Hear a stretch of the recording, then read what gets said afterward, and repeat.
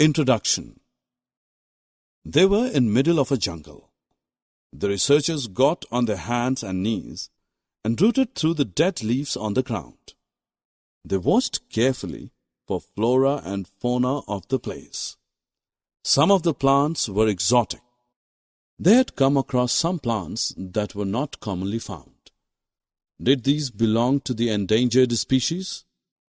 Let us find answers about plants and animals of an area in this module.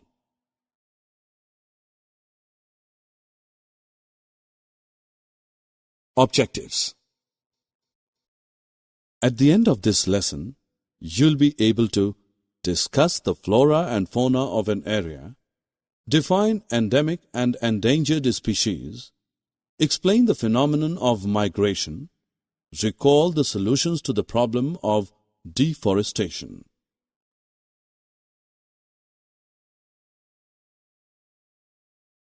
Students, you must have observed that some animals and plants typically belong to a particular area. Plants and animals of a particular area are known as the flora and fauna of that area. For example, sal, teak, silver ferns, etc. are the flora and chickenara. Blue bull, leopard, etc. are the fauna of the Panchmari Biosphere Reserve.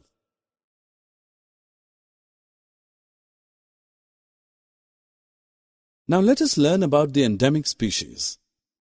For you to know a species is a group of populations which are capable of interbreeding.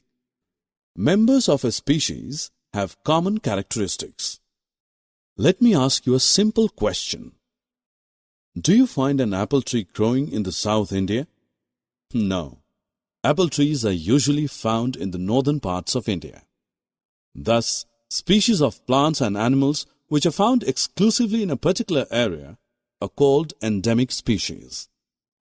They are not found anywhere else.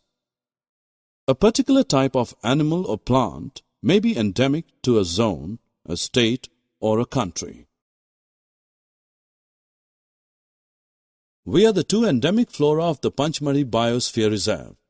We are the endemic fauna of this area. What factors lead to make them an endemic species? Well, humans are the main reason. The destruction of their habitat, increasing human population, and introduction of new species may affect the natural habitat of endemic species and endanger their existence. You must have heard about dinosaurs. They existed hundreds of years ago, but are extinct now. Many of the animals and plants have become extinct, whereas some are on the edge of extinction. Species whose numbers are diminishing to a level that they might face extinction are known as the endangered species. Survival of some animals has become difficult because of disturbances in their natural habitat.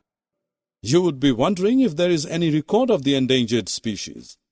Well, Red Data Book is the source book which keeps a record of all the endangered animals and plants.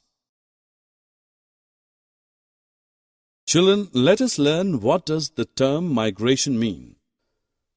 Migration is the phenomenon of movement of a species from its own habitat to some other habitat for a particular time period every year for a specific purpose like breeding or avoiding climatic conditions.